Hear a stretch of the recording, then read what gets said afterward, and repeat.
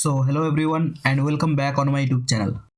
আজকে আমি তোমাদের পঞ্চম শ্রেণীর লীলা মজুমদারের লেখা বুনো হাঁস গল্পটি থেকে সমস্ত ইম্পর্টেন্ট প্রশ্ন উত্তরগুলি আলোচনা করব।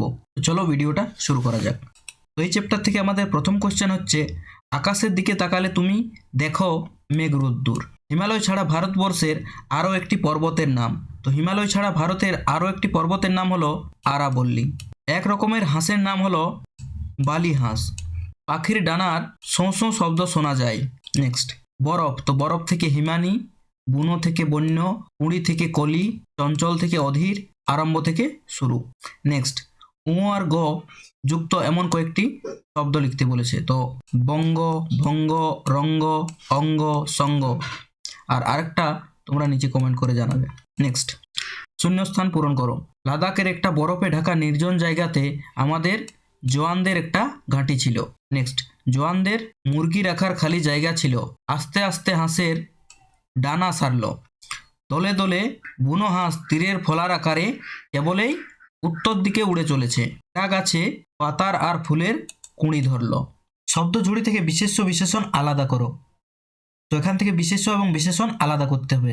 তো বিশেষ্য হয়ে যাবে জখম, লাদাখ, শীতকাল, বরফ, তাঁবু আর সঙ্গী, এবং বাকিগুলো বিশেষণ, যেমন বুনো, গরম, নেড়া, নির্জন, চঞ্চল, বেচারি, এগুলো হয়ে যাবে বিশেষণ। নেক্সট, ক্রিয়ার নিচে দাগ দাও। ক্রিয়া মানে যেখানে কাজ করা বোঝাবে। বাড়ির জন্য ওদের মন কেমন করতো। তো করতো। পাখিরা আবার আসতে আরম্ভ করলো। আসতে কাজ করা বোঝাচ্ছে, আর করলো কাজ করা বোঝাচ্ছে, দুটি। দেশে ফিরে ওরা বাসা বাঁধবে। তো ফিরে আর বাঁধবে। সেখানে বুনো হাঁসরা রইল। সেখানে বুনো হাঁসরা রইল। তো রইল। নেক্সট, নিরাপদে তাদের শীত কাটে। এখান থেকে ক্রিয়া হয়ে যাবে কাটে। নেক্সট, বাড়াও। একদিন একটা বুনো হাঁস দল ছেড়ে নেমে পড়লো। কোথায় নেমে পড়লো? তো একদিন একটা বুনো হাঁস দল ছেড়ে নিচে ঝোপের ওপর নেমে পড়লো। ওরা গরম দেশে শীত কাটিয়ে আবার ফিরে যাচ্ছে। কোথায় এবং কখন ফিরে যাচ্ছে?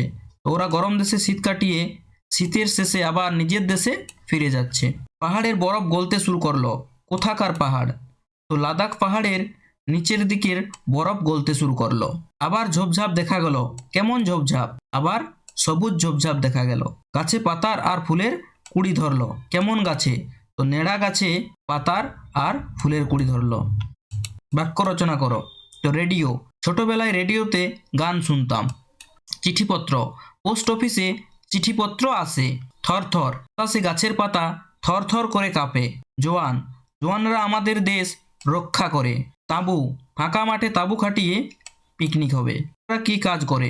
জওয়ানরা সন্ত্রাসবাদী ও বিদেশি শত্রুর হাত থেকে দেশকে রক্ষা করে, দেশের শান্তি শৃঙ্খলা বজায় রাখে। নেক্সট, তো বুনো হাঁস দলছুট হয়েছিল কেন? লীলা মজুমদার রচিত বুনো হাঁস গল্পের জওয়ানদের ঘাঁটি ছিল লাদাখের অঞ্চলের একটা বরফে ঢাকা নির্জন জায়গাতে। সেখানে শীতের শুরুতে আকাশে উড়ে যেত দলে দলে বুনো হাঁস।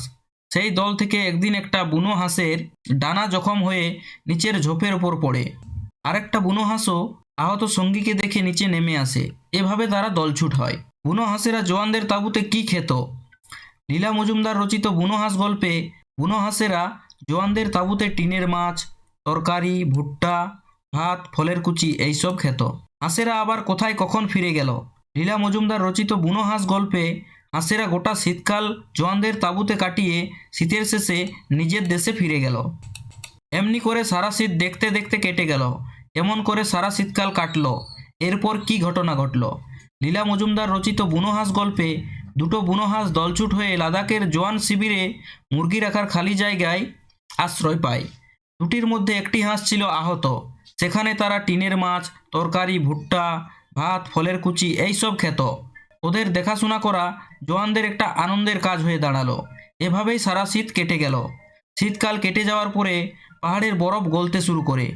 চারিদিকে সবুজ ঝোপঝাপ দেখা যায়। নেড়া গাছে পাতা আর ফলের কুড়ি ধরে। এইসব দেখে দলছুট হাঁস দুটি তাঁবু থেকে বেরিয়ে উড়ে চলে যায় নিজেদের দেশে। এই ছিল এই চ্যাপ্টার থেকে সমস্ত প্রশ্ন উত্তর। তোমাদের এই ভিডিওটা কেমন লেগেছে সেটা তোমরা কমেন্ট করে নিশ্চয়ই জানিও। সাথে সাথে এই ভিডিওটি লাইক করে তোমাদের বন্ধুদের মধ্যেও শেয়ার করে দিও, যাতে তারাও এই ভিডিওটি দেখতে পারে, এবং এই ধরনের ভিডিওর জন্য তোমরা এই চ্যানেলটি সাবস্ক্রাইব করতে পারো।